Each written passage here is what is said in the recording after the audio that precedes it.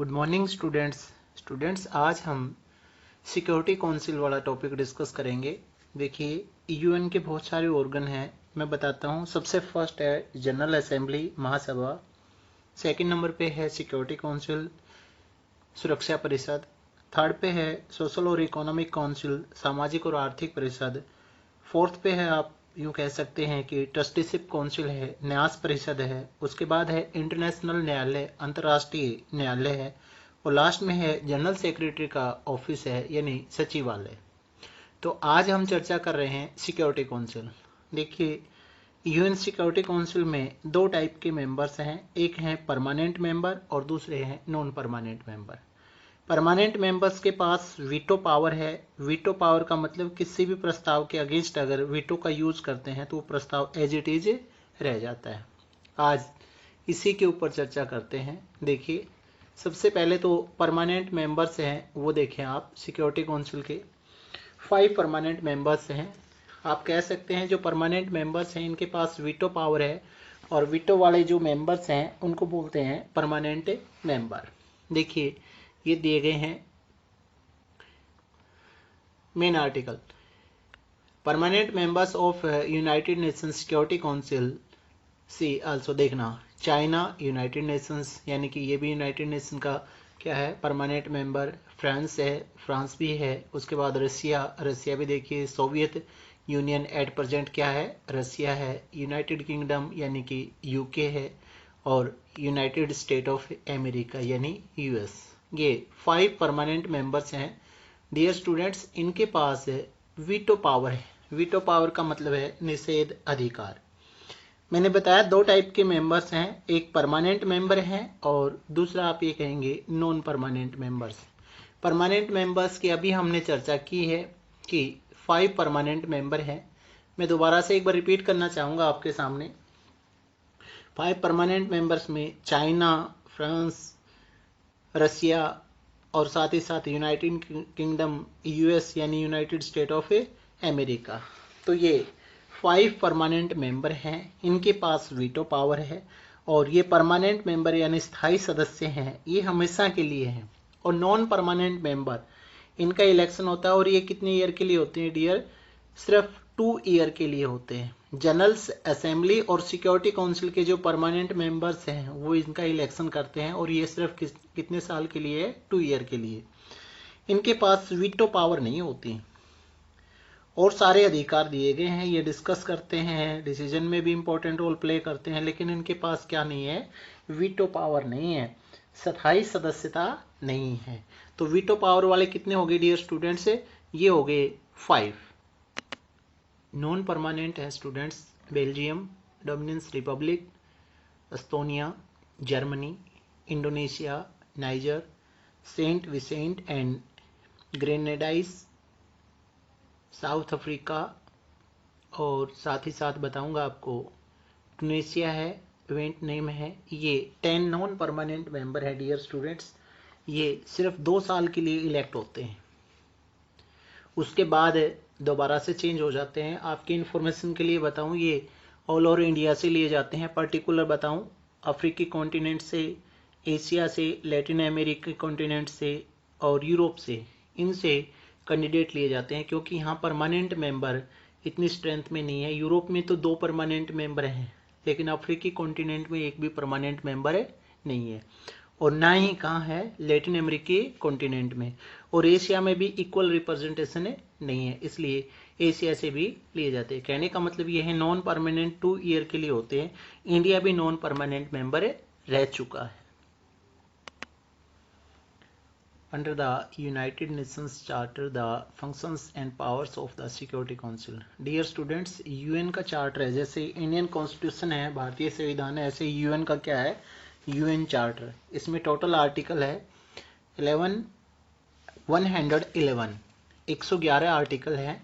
और UN charter में ही UN security council के फंक्शन दिए गए हैं। उसमें देखिए सबसे फर्स्ट पॉइंट क्या है, to maintain international peace and security to accordance with the principle and purpose of the United Nation। देखिए, यूनाइटेड नेशन का जो सिद्धांत है, जो इसका जो मेन पर्पज है, वो है पीस और सिक्योरिटी मेंटेन करना, कि इंटरनेशनल लेवल पर पीस मेंटेन करेंगे, कहीं भी कोई डिस्प्यूट होता है, कॉन्फ्लिक्ट होता है, वॉर होता है, उसको शांत करेंगे, उस पर कंट्रोल करेंगे और सिक्योरिटी मेंटेन करेंगे, यानी इंटरनेशनल पीस और सिक्योरिटी मेंटेन करना फर्स्ट पॉइंट है। Second, to investigate any dispute और situation which may lead to international fraction. कहीं भी इंटरनेशनल लेवल पर कोई फ्रैक्शन होती है, कोई झगड़ा होता है, कोई डिस्प्यूट होता है, उसकी जांच करना, उसकी इन्वेस्टिगेशन करना और उस डिस्प्यूट के लिए जो सॉल्यूशन है, उस सिचुएशन को टैकल करने के लिए जो सिचुएशन है उसको भी भांपना, उसको चेक करना, उसकी इन्वेस्टिगेशन करवाना, जांच करवाना, ये किसका काम है? सिक्योरिटी काउंसिल का। और आपकी इन्फॉर्मेशन के लिए बताऊं, जो सिक्योरिटी काउंसिल के जो परमानेंट मेंबर्स हैं, स्थायी सदस्य हैं, वो ज़्यादा रिस्पॉन्सिबल हैं। इसके अलावा देखना, to recommend methods of adjusting such disputes और द टर्म ऑफ सेटलमेंट्स। देखिए, वो रिकमेंडेशन देना, वो तरीका बताना, वो मेथड बताना जिससे कि वो जो डिस्प्यूट है वो सॉल्व हो सके, उसके लिए कोई सेटलमेंट हो सके, उसके लिए कोई दिशा निर्देश निर्धारित की जा सके। इस प्रकार की रिकमेंडेशन कौन देता है? Security council. कहने का मतलब ये है, सिक्योरिटी काउंसिल वो डिस्प्यूटेड एरिया देखेगी और एरिया के अकॉर्डिंग, सिचुएशन के अकॉर्डिंग, सर्कमस्टांसेस के अकॉर्डिंग उसका सॉल्यूशन, उसका मेथड, उसका तरीका सुझाएगी। तो इस प्रकार से आप बताएं, सिक्योरिटी काउंसिल का काम है डिस्प्यूट को सॉल्व करना और उस सिचुएशन को क्या करना? टैकल करना। इसके अलावा देखना, to formulate plans for the establishment of a system to regulate armaments. देखिए, दो वर्ड हैं, एक आर्मामेंट है, एक डिसआर्मामेंट है। आर्मामेंट मतलब हथियारों की जो होड़ है वो है, और डिसआर्मामेंट्स मतलब निशस्त्रीकरण के ऊपर। तो आप देखिए, इस प्रकार की प्लान डिसाइड की जाएगी कि हर जगह सुख शांति रहे, हर जगह पीस मेंटेन रहे, और इस प्रकार की प्लानिंग होगी, इस प्रकार की योजना होगी, इस प्रकार की स्ट्रेटेजी डिसाइड की जाएगी। और ये स्ट्रेटेजी किसके द्वारा डिसाइड की जाएगी? डियर स्टूडेंट्स, मैं आपको बताना चाहता हूँ, जो सिक्योरिटी काउंसिल है वो ज़्यादा रिस्पॉन्सिबल है। जैसे ह्यूमन बॉडी में हार्ट है, सबसे इम्पोर्टेंट है, ऐसे यूएन में, यानी कि यूनाइटेड नेशन के अंदर, संयुक्त राष्ट्र संघ के अंदर जो सबसे इम्पोर्टेंट जो चीज़ है वो है, सबसे इम्पोर्टेंट ऑर्गन है वो है यूएन सिक्योरिटी काउंसिल, यानी कि संयुक्त राष्ट्र सुरक्षा परिषद। तो इसका काम है कि ऐसी प्लान बनाना, ऐसी योजना बनाना जिससे कि वर्ल्ड में पीस मेंटेन हो, शांति स्थापित हो। Next point is to determine the existence of a threat to the peace or act aggressions and to recommend what action should be taken। देखिए, सबसे इम्पोर्टेंट जो चीज़ है वो ये है कि कहाँ थ्रेटन है, कहाँ से खतरा है, कहाँ धमकी दी जा रही, किसके लिए? पीस के लिए। यानी कि पीस के लिए कहाँ ऐसी सिचुएशन है जो अशांति पैदा करेगी, उस चीज़ को जांचना, उसको चेक करना कि एग्रेसिव कंट्री कौन सा है, किस टाइप का एक्शन उसके अगेंस्ट लिया जाए। कहने का मतलब ये सुरक्षा परिषद है, सिक्योरिटी काउंसिल डिसाइड करेगी कि उसके अगेंस्ट कौन सा एक्शन लिया जाए। कहने का मतलब है, जो वर्ल्ड के लिए जो खतरा है, वर्ल्ड पीस के लिए जो खतरा है, उसके अगेंस्ट स्ट्रेटेजी डिसाइड करना, उस खतरे को देखना, उस सिचुएशन को चेक करना और उसके अगेंस्ट क्या एक्शन लेना है, क्या स्टेप उठाना है, ये कौन डिसाइड करेगा? Security Council. इसके अलावा देखना, to call the members to apply economic sanction and the other measures not involve the use of force to prevent or stop aggressions। ये देखिए कि इस टाइप की सिचुएशन देखी जाती है कि उसके अगेंस्ट आर्थिक प्रतिबंध कौन से लगाए जाए। सपोज करो कोई कंट्री वर्ल्ड कम्युनिटी के लिए खतरा है, तो यूएन उसके ऊपर इकोनॉमिक बैन लगा सकता है। सिक्योरिटी काउंसिल इस प्रकार का रेजोल्यूशन, इस प्रकार का प्रस्ताव पास करेगी कि उसके अगेंस्ट इकोनॉमिक बैन लगाए जाए, और साथ ही साथ ये भी देखा जाएगा कि उसके खिलाफ फोर्स की बजाय दूसरे कौन से अल्टरनेट हो सकते हैं। वैसे आपकी इन्फॉर्मेशन के लिए बताऊं, फोर्स भी यूज कर सकते हैं, लेकिन ये जरूर देखा जाता है कि किस किस प्रकार के रास्ते के माध्यम से, किस प्रकार के तरीके से आप कह सकते हैं कि उसके ऊपर कंट्रोल किया जा सकता है। जैसे इकोनॉमिक बैन कर दिया, फोन पॉलिसी पे कंट्रोल कर दिया, यूएन से जो एड जारी है उसके ऊपर कंट्रोल कर दिया, और सिक्योरिटी काउंसिल तो हर टाइप का स्टेप उठा सकती है। तो इस प्रकार से आप बताएंगे कि वो जो अग्रेसिव कंट्री है उसके अगेंस्ट एक्शन लेने की जो ड्यूटी है, एक्शन लेने का जो अधिकार है वो किसका है? सिक्योरिटी काउंसिल का। नेक्स्ट पॉइंट देखिए, to take a military action against an aggressor. आप ये कह सकते हैं कि जो अग्रेसर है यानी कि जो आक्रामक नीति अपना रहे हैं, जो दूसरों के लिए खतरा बन रहे हैं, उसके अगेंस्ट मिलिट्री एक्शन लेना, सैन्य कार्रवाई करना। दुनिया के राष्ट्र मिलकर उसके खिलाफ सैन्य कार्रवाई करेंगे, मिलिट्री एक्शन लेंगे। सपोज करो कोई एक कंट्री वर्ल्ड कम्युनिटी के लिए खतरा बन रहा है, तो पूरे वर्ल्ड की कम्युनिटी है वो यूएन सिक्योरिटी काउंसिल के सुपरविजन में उसके खिलाफ एक्शन लेगी, उसके ऊपर आक्रमण कर देगी, उसके ऊपर युद्ध थोप देगी। कहने का मतलब ये है कि सिक्योरिटी काउंसिल एग्रेसिव मूड में आएगी, उस राष्ट्र के खिलाफ मिलिट्री एक्शन लिया जाएगा। नेक्स्ट पॉइंट देखना, to recommend the admission of new members. देखिए यूएन के अंदर कोई भी नया मेंबर आता है तो जनरल असेंबली और सिक्योरिटी काउंसिल उसको परमिशन देते हैं। अगर ये दोनों जो ऑर्गन हैं ये एग्री हैं तो न्यू मेंबर ऐड हो जाएगा। देखिए UN general secretary, security council और जनरल असेंबली, इनका बहुत बड़ा रोल है। ये नए मेंबर को मेंबरशिप प्रोवाइड करते हैं। डियर स्टूडेंट्स, 1945 में आप कह सकते हैं यूएन के 51 मेंबर्स थे, एट प्रेजेंट 193 मेंबर्स हैं। तो नए मेंबर्स हैं, इनको परमिशन कौन देता है?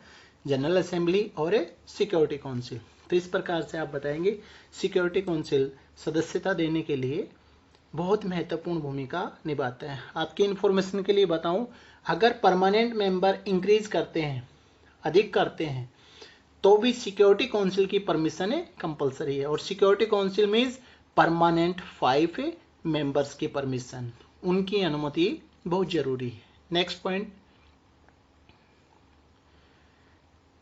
To exercise the trusteeship functions of United Nation in strategic areas. आप यूँ कह सकते हैं जो ट्रस्टीशिप काउंसिल इसका जो एक ऑर्गन है वो क्या स्ट्रेटेजी अपनाएगा, क्योंकि ट्रस्टीशिप का मेन जो फंक्शन है वो ये है कि हेल्दी एनवायरनमेंट क्रिएट करना। अगर कोई कंट्री किसी के अंडर है, किसी के अधीन है, तो उसको इंडिपेंडेंट करवाने के लिए सपोर्ट देना, इसका डिसीजन भी आप कह सकते हैं सिक्योरिटी काउंसिल करती है। तो इस प्रकार से आप बताएंगे सिक्योरिटी काउंसिल पीस मेंटेन करने के लिए, सिक्योरिटी के लिए और एक हेल्दी एनवायरनमेंट क्रिएट करने के लिए अपनी तरफ से कुछ एक्शन लेती है। लास्ट पॉइंट देखिए dear students, recommend to the General Assembly the appointment of Secretary General and together with the assembly. ये देखिए यूएन जनरल सेक्रेटरी की जो अपॉइंटमेंट है, आजकल कौन है dear student? UN general secretary Antonio Guterres है। देखिए अगर इनकी अपॉइंटमेंट करनी है जनरल सेक्रेटरी की, तो कौन कौन करता है? सबसे पहले तो देखिए जनरल असेंबली और प्लस में कौन, साथ में आप यूं कहेंगे कि सिक्योरिटी काउंसिल। तो इस प्रकार से आप बताएंगे सिक्योरिटी काउंसिल के माध्यम से ही जनरल सेक्रेटरी की अपॉइंटमेंट होती है, और साथ ही साथ अगर जनरल असेंबली में मेंबर इंक्रीज करने हैं तो भी सिक्योरिटी काउंसिल की परमिशन जरूरी है। इसके साथ आप देखिए together with the assembly to elect the जजेस of the International Court of Justice. देखिए जनरल असेंबली के साथ मिलकर ये किस किस की अपॉइंटमेंट करते हैं? एक तो यूएन जनरल सेक्रेटरी के, और साथ ही साथ जो इंटरनेशनल कोर्ट में जो जजेस हैं, जो न्यायाधीश हैं, उनकी अपॉइंटमेंट भी general assembly plus UN security council. तो इस प्रकार से आप बताएंगे महासभा और सुरक्षा परिषद के द्वारा अंतर्राष्ट्रीय न्यायालय में न्यायाधीशों की नियुक्ति और महासचिव की नियुक्ति की जाती है। तो ये बहुत इंपॉर्टेंट अपॉइंटमेंट है, और दोनों में ही किसका रोल है डियर स्टूडेंट्स? आप कह सकते हैं यूएन सिक्योरिटी काउंसिल और general assembly. My dear students, security council में कुछ रिफॉर्म्स की ज़रूरत है। वैसे तो रिफॉर्म्स की पूरे यूएन में ज़रूरत है, लेकिन इसमें आप ये देखिए कुछ सुधारों की ज़रूरत है। इसमें सबसे पहला पॉइंट है responding the UN development system. देखिए यूएन का जो सिस्टम है इसमें सुधार करने की ज़रूरत है, इसमें इम्प्रूवमेंट करने की ज़रूरत है। और ख़ास तौर पे मैं बताऊंगा a new generation of United nation countries terms. आप यूँ कह सकते हैं कि आजकल की जो सिचुएशन है यूएन के अंदर, उसके अकॉर्डिंग जो नए कंट्री हैं, नए राष्ट्र हैं, उनको भी इम्पोर्टेंस देनी चाहिए। देखिए जो परमानेंट 5 मेंबर्स हैं, अमेरिका है, ब्रिटेन है, फ्रांस है, रसिया है और चाइना है, इन्हीं का डोमिनेंस है। जैसे इंडिया जैसे कंट्री को, जो वर्ल्ड में सबसे लार्जेस्ट डेमोक्रेटिक कंट्री है, जापान जैसे इकोनॉमिक पावर वाले कंट्री को, इनको कोई ज़्यादा इंपॉर्टेंस नहीं दे रखी। कहने का मतलब ये परमानेंट मेंबर्स नहीं है, इसलिए इन चीज़ों की तरफ विशेष ध्यान दिया जाए। इसके अलावा देखिए United nation development assistant framework, तो इस प्रकार के जो फ्रेमवर्क हैं वो भी तैयार किए जाएं जिससे कि पूरे यूएन का डेवलपमेंट किया जा सके, हर पॉइंट ऑफ व्यू से कह सकते हैं आगे बढ़ा जाए। मल्टी कंट्री ऑफिस रिव्यू, देखिए इनके जो ऑफिसेज वगैरह हैं इनको रिव्यू किया जाए। साथ ही साथ आप ये बता सकते हैं कि यूएन सिक्योरिटी काउंसिल में जो डोमिनेंस है कुछ कंट्री का, उसके अलावा भी इस चीज़ के ऊपर ध्यान दिया जाए। पूरे यूएन के जो ऑफिस है वर्ल्ड वाइड होने चाहिए और यूएन के ऑफिस के थ्रू ही इसकी पावर है वो अलग अलग कंट्री के अंदर डिस्ट्रीब्यूट की जाए, डिसेंट्रलाइज की जाए, ताकि सभी कंट्री इसमें प्रॉपरली कोऑपरेट करें। तो इस प्रकार से आप एक स्ट्रेटेजी के माध्यम से बता सकते हैं कि यूएन के अंदर रिफॉर्म्स करने की ज़रूरत है। और साथ ही साथ आप ये भी बता सकते हैं कि इसकी जो स्ट्रेटेजी है, जो इकोनॉमिक स्ट्रेटेजी है, इसमें मैं बता देता हूँ कि यूएन के ऊपर कुछ कंट्री हैं उनका ही डोमिनेंस है। जैसे यूएस सबसे ज़्यादा डोनेट करता है, जापान करता है, कुछ डेवलप कंट्री करते हैं, तो इनका होल्ड है वर्ल्ड बैंक और आईएमएफ पे। वर्ल्ड बैंक का मतलब यह है कि जो पूरे वर्ल्ड में जो अलग अलग कंट्री हैं लोन देते हैं, आईएमएफ जो इकोनॉमिक हेल्प करती है, इनके अंदर इन दोनों ही इकोनॉमिक इंस्टीट्यूशंस में डेवलप कंट्री का पैसा लगा हुआ, इसलिए उन्हीं का डोमिनेंस है। एक इसमें और मेजर चेंज बता सकते हैं कि पूरे वर्ल्ड से इसके अंदर सिक्योरिटी काउंसिल में परमानेंट मेंबर्स होने चाहिए, खास तौर पर अफ्रीकी कॉन्टिनेंट से इंडिया जैसा जो लार्जेस्ट डेमोक्रेटिक कंट्री है, इकोनॉमिक पावर है, मिलिट्री पावर है, न्यूक्लियर पावर है, ऐसे कंट्री को इग्नोर कर रखा है। ये राइट नहीं है, उचित नहीं है। अगर इंडिया जैसे कंट्री को इग्नोर करेंगे तो यूएन का फ्यूचर बहुत ज़्यादा अच्छा नहीं रहेगा, क्योंकि लार्जेस्ट डेमोक्रेटिक कंट्री को इग्नोर नहीं कर सकते। इसलिए इंडिया जैसे कंट्री को परमानेंट मेंबरशिप प्रोवाइड की जाए। जापान जैसे इकोनॉमिक पावर है, अफ्रीकी कॉन्टिनेंट में भी बहुत सारे कंट्री हैं, उनमें भी अफ्रीकी कॉन्टिनेंट से भी परमानेंट मेंबर लिए जाने चाहिए। तो इस प्रकार से आप बता सकते हैं कि यूएन सिक्योरिटी काउंसिल में थोड़े से सुधारों की जरूरत है, और ख़ास तौर पर जो इसके फंडिंग की जो व्यवस्था है, इसके जो इकोनॉमिक इंस्टीट्यूशंस हैं, इन व्यवस्थाओं में चेंज किया जाए। क्योंकि डेवलप कंट्री क्या करते हैं, पार्शियलिटी करते हैं, डिस्क्रिमिनेशन करते हैं, भेदभाव करते हैं। वो उनके जो फेवरेट कंट्री हैं उनको तो इकोनॉमिक सपोर्ट करते हैं और अदर कंट्री है उनको इकोनॉमिक सपोर्ट नहीं करते। इसलिए आप कह सकते हैं कि इस प्रकार की सिचुएशन की जाए कि फ्री और फेयर एटमॉस्फेयर हो, इक्वल डिस्ट्रीब्यूशन हो, और जो डेवलपिंग कंट्री हैं बगैर किसी भेदभाव के, बगैर पार्शियलिटी के, उनकी प्रॉपर हेल्प की जाए और वीटो पावर का प्रॉपर यूज किया जाए, मिस यूज नहीं किया जाए। प्रॉपर का मतलब यह है कि जहाँ जरूरत हो वहीं वीटो का प्रयोग किया जाए, अनावश्यक रूप से वीटो का यूज ना किया जाए। इस प्रकार के रिफॉर्म्स की जरूरत है। Thank you.